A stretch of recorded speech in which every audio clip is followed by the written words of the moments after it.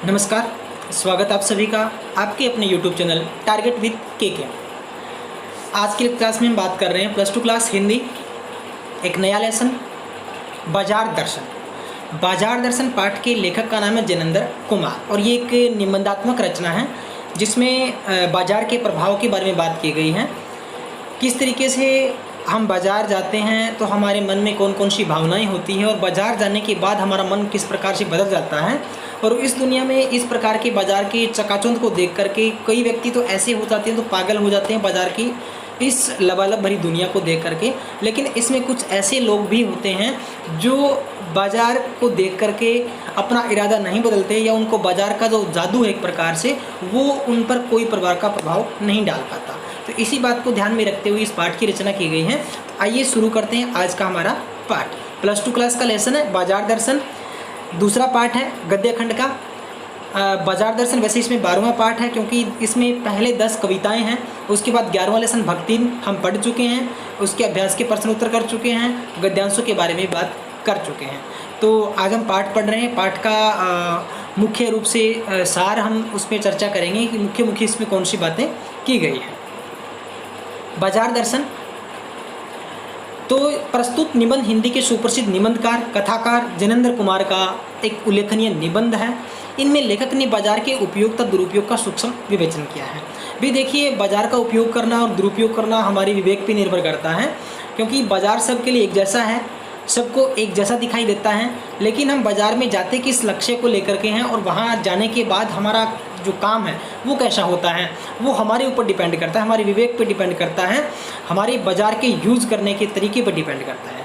लेखक ये स्पष्ट करना चाहता है कि बाज़ार हमारी आवश्यकताओं की पूर्ति करता है।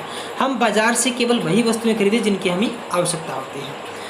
तो मुख्य रूप से देखो इसी लाइन में सब कुछ कह दिया गया है कि बाज़ार हमारी आवश्यकताओं की पूर्ति करता है और हमें ज़रूरत की वस्तुएं ही बाज़ार से खरीदनी चाहिए। अनावश्यक वस्तुएं थैले में भरकर हमें नहीं लेनी चाहिए। लेकिन होता कुछ हो रही है, आइए हम जानते हैं किस तरीके से। देखिए, यहाँ पे आपको जो पाठ है वो अलग अलग पॉइंट के माध्यम से दिखाया गया है, यानी हर एक चीज़ को एक अलग प्रकार से यहाँ शो किया गया है। तो एक देखिए, बाज़ार में जाते हैं हमारे पास माइंड में कई प्रकार की चीज़ें होती हैं। तो इसमें सबसे पहला पॉइंट हमने रखा है पैसे की गर्मी का प्रभाव।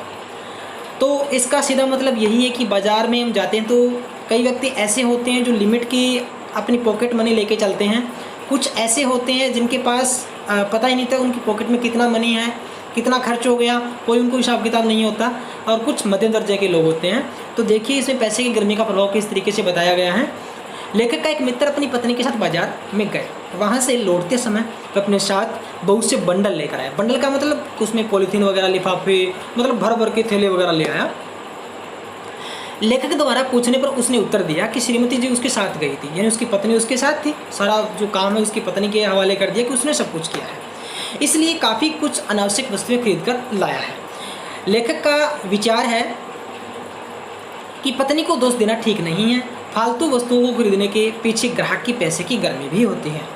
बिल्कुल कहीं ना कहीं इसमें सच्चाई है कि अगर हमारे पास इतने ज़्यादा पैसे नहीं होते जिससे हम अनावश्यक वस्तुएं खरीद भी लेते हैं या हमें उनके बारे में पता नहीं होता कि हमें कौन सी वस्तु खरीदनी है या उसके हमारे लिए पैसे हैं या नहीं है, उसके हिसाब किताब के हिसाब से ही हम पैसे कोई वस्तु खरीदते हैं। लेकिन यहाँ पैसे की गर्मी का महत्व बताया गया है कि व्यक्तियों के पास बहुत ज़्यादा पैसे होते हैं, इसलिए वो जो सामान लेने जाते हैं वो तो लेते ही हैं। इसके अलावा अन्य बहुत चीज़ें उनको पसंद आ जाती हैं या उनके काम की भी नहीं होती, लेकिन वो अपने मान मर्यादा के लिए वो चीज़ें खरीद लेते हैं। वस्तुतः एक पैसा एक पावर है जिसका प्रदर्शन करने के लोग बंगला, कोठी तथा फालतू का सामान खरीद लेते हैं। दूसरी ओर कुछ लोग पैसे की पावर को समझकर उसे जोड़ने में ही लगे रहते हैं और मन ही मन बड़े प्रसन्न होते हैं। मित्र ने लेखक को बताया कि यह सब सामान खरीदने पर उसका सारा मनी बैग खाली हो गया है। तो कहता है पैसे की गर्मी तो थी ही, लेकिन वहाँ जाकर के उसने या उसकी पत्नी ने इतना ज़्यादा सामान खरीद लिया कि आते टाइम जब उसके पास मनी बैग का मतलब पॉकेट में कुछ नहीं बचा था, सिर्फ खाली पॉकेट बची थी। दूसरा इसमें देखो बाजार का प्रभावशाली आकर्षण। मैं सीधे शब्दों से आपको बताना चाहता हूँ कि बाजार का प्रभावशाली आकर्षण का मतलब क्या है। इसका मतलब इसी बात से लेते हैं कि जब बाजार जाते हैं हमारे दिमाग में होता है कि हम ये वस्तु लेके आएंगे, ये लेके आएंगे, बस इतना ही सामान लेके आएंगे, इतने ही पैसे की, यानी एक लिस्ट से हम तैयार करके लेके जाते हैं। लेकिन जब हम बाज़ार में जाते हैं तो वहाँ से सजी हुई बाज़ार की चकाचौंध भरी दुनिया, यानी एक प्रकार से आकर्षक, क्योंकि आजकल जो फैंसी चीज़ हो गया है, कंपटीशन का ज़माना हो गया है। आप मान लीजिए एक ही प्रकार की कई दुकानें देखते हो जिसमें एक ही प्रकार का सामान रखा होगा, लेकिन आप कौन सी दुकान में जाना चाहते हो? जाहिर सी बात है, जिसको देख करके आप एक बार से सोचने पर मजबूर हो जाओ कि हम इस दुकान में चलते हैं, या इस दुकान में उस सामान से ज़्यादा बढ़िया सुंदर सामान मिलेगा, अच्छा मिलेगा, हमें अलग अलग प्रकार के आइटम मिलेंगे। कहने का मतलब हमें उस दुकान वाले ने उस दुकान की क्वालिटी, उसकी सजावट इतनी अच्छे तरीके से कर रखी है कि हमें नया चाहते हुए भी हम उस दुकान की तरफ आकर्षित हो गए और उस दुकान में घुस जाते हैं।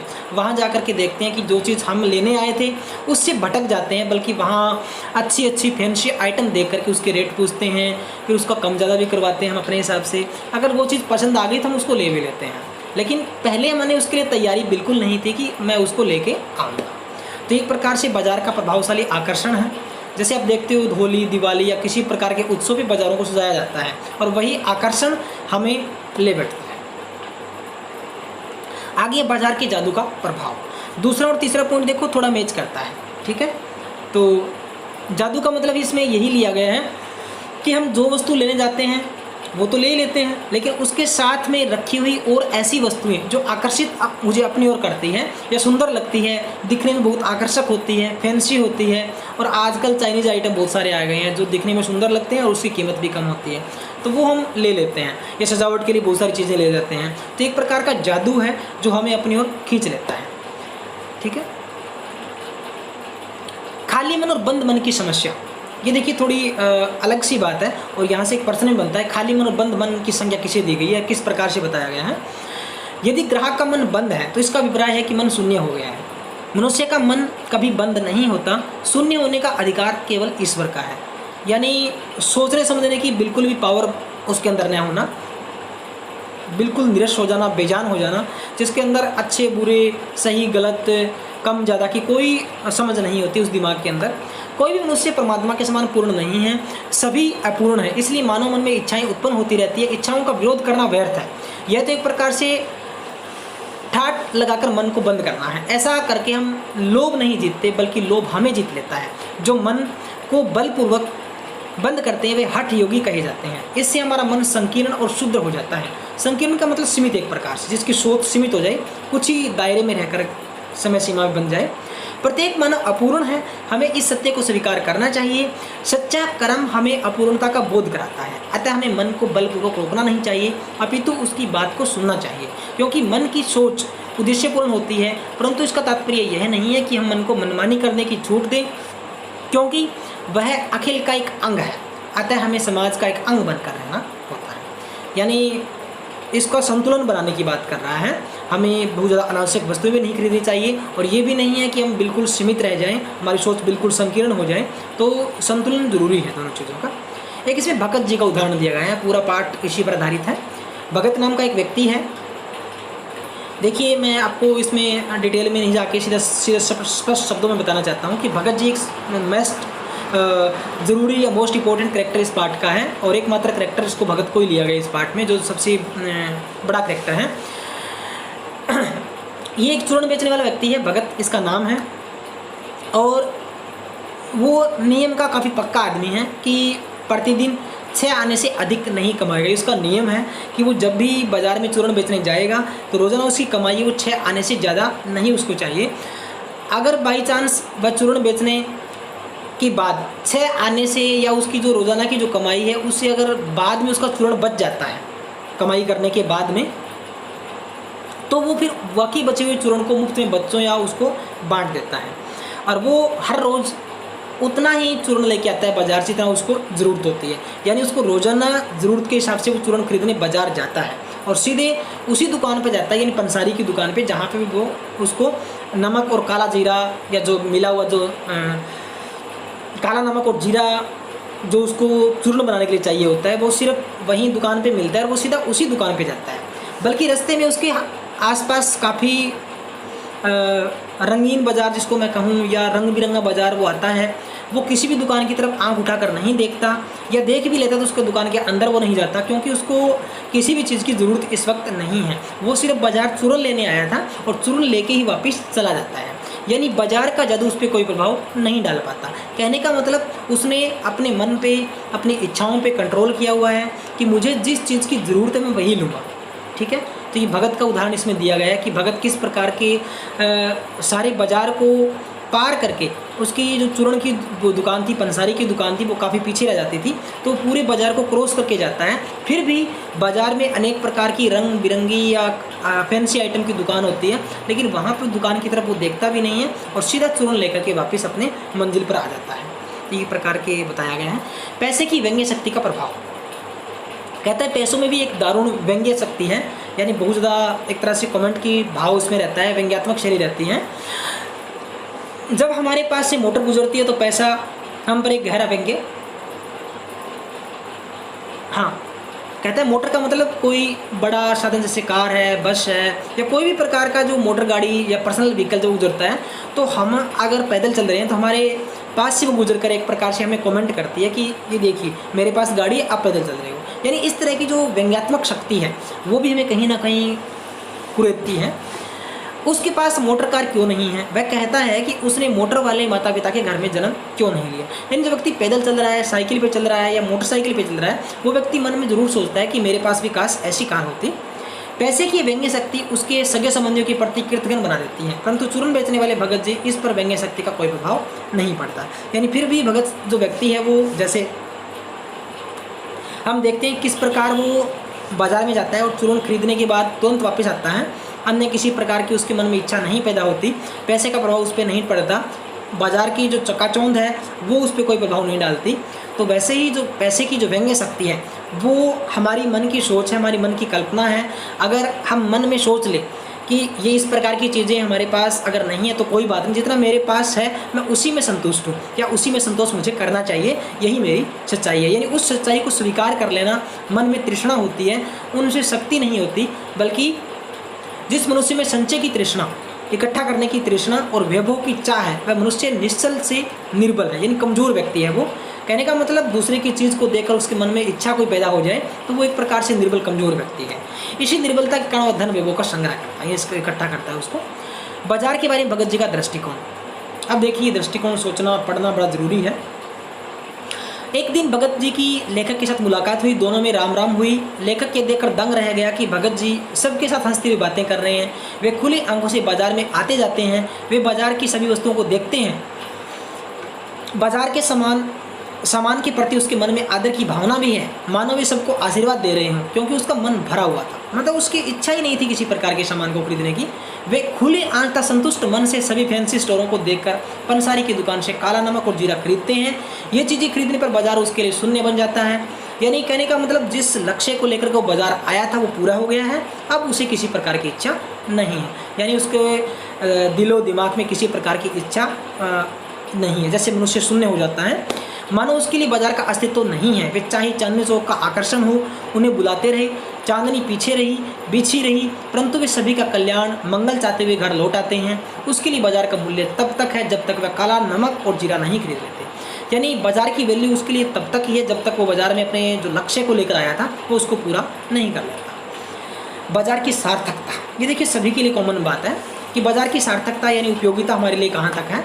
लेखक के अनुसार बाजार की सार्थकता वहाँ से कुछ खरीदने पर है। जो लोग केवल अपनी क्रय शक्ति के बल पर बाजार में आ जाते हैं, क्रय शक्ति का मतलब मैं खरीद सकता हूँ, मेरे अंदर ये पावर है, मुझे ज़रूरत है तो भी खरीद सकता हूँ, अगर नहीं ज़रूरत है तो भी खरीद सकता हूँ, वो बल बताया गया है। पैसे की व्यंग्य शक्ति, पैसे की पावर। वे बाजार से कोई लाभ प्राप्त नहीं कर सकते, न ही बाजार उन्हें कोई लाभ पहुँचा सकता। ऐसे लोगों के कारण ही बाजारोपन का छल कपट बढ़ रहा है। यही नहीं, मनुष्य में भ्रातृत्व का भाव भी नष्ट हो रहा है। इस मनोवृत्ति का मतलब मानसिक स्थिति के कारण बाजार में केवल ग्राहक और विक्रेता रह जाते हैं। लगता है कि दोनों एक दूसरे को धोखा देने का प्रयास कर रहे हैं। इस प्रकार का बाजार लोगों का शोषण करता है, छल कपट को बढ़ावा देता है। अतः ऐसा बाजार मानव के लिए हानिकारक है। जो अर्थशास्त्र इस प्रकार के बाजार का पोषण करता है वह अनीति पर टिका हुआ है और उसको मायाजाल इसमें लेखक ने कहा है। इसलिए बाजार की सार्थकता इसमें है कि वे ग्राहकों की आवश्यकताओं को पूरा करे और बेकार की वस्तुएं न बेचे। ये देखिए, इसमें बाजार का मैं पूर्ण रूप से दोष नहीं मानता बाजार को, कहीं ना कहीं मनुष्य भी इसमें इन्वॉल्व है, ग्राहक जिसको कहते हैं, क्योंकि ग्राहक अगर इस प्रकार की जो चीज़ें वो खरीदने से रह जाएगा तो बाजार बेचने से रह जाएगा। ठीक है, तो बाज़ार इसीलिए इसमें कामयाब हो रहा है क्योंकि ग्राहक इसमें कमज़ोर पड़ जाता है।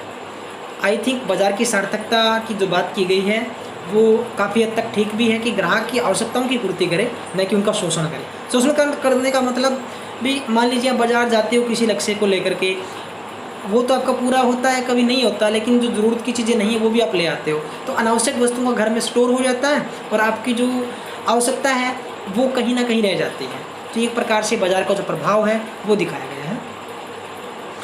तो ये आपका पाठ था। अब इसमें से देखिए, कई बार मैं पहले भी डिस्कस कर चुका हूँ, गद्यांश आते हैं पाठों पर आधारित। तो एक गद्यांश है, ऐसा गद्यांश आता है पाठ में से लिया गया है। इसमें प्रसंग लिखना होता है आपको।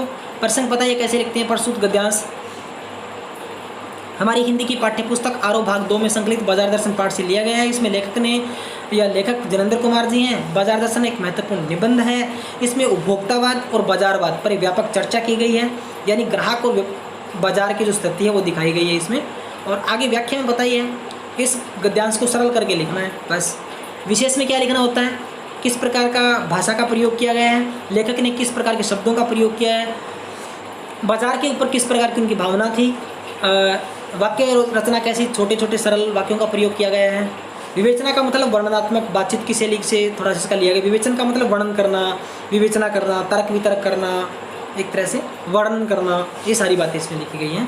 तो आई थिंक हमारा जो गद्यांश का पार्ट है वो भी कंप्लीट हो गया, क्योंकि ये सिर्फ आपके लिए एक तरह से इसको रिमाइंड करवाना था। बाकी आप लोग इसको पढ़ते भी हो और इसमें ना तो कोई याद करने वाली बात है, ना इसका ये भी हम 2-3 पढ़ लेते हैं तो वही आ जाएंगे। तो पूरा पाठ आप लोगों को पढ़ना है। पाठ पढ़ लिया तो कहीं से भी आए, आपको कोई दिक्कत नहीं होती मुझे लगता है। तो ये आपका बाजार दर्शन पाठ था। इसका सिर्फ आपको दिमाग में कॉन्सेप्ट रखना है, समरी रखनी है कि इसमें किस प्रकार की बात बताई गई है और इसी पर आधारित प्रश्न आपसे पूछे जाते हैं। बस पाठ आपका यहीं पर समाप्त होता है। नेक्स्ट वीडियो में हम बात करेंगे इसी पाठ पर आधारित बाजार दर्शन जनेंद्र कुमार द्वारा रचित अभ्यास के प्रश्न उत्तर। तब तक के लिए नमस्कार। आपने अगर हमारा चैनल लाइक नहीं किया है, सब्सक्राइब नहीं किया है, प्लीज़ लाइक करें, शेयर करें, सब्सक्राइब करें। Thank you. मिलते हैं एक नई वीडियो के साथ। Thank you.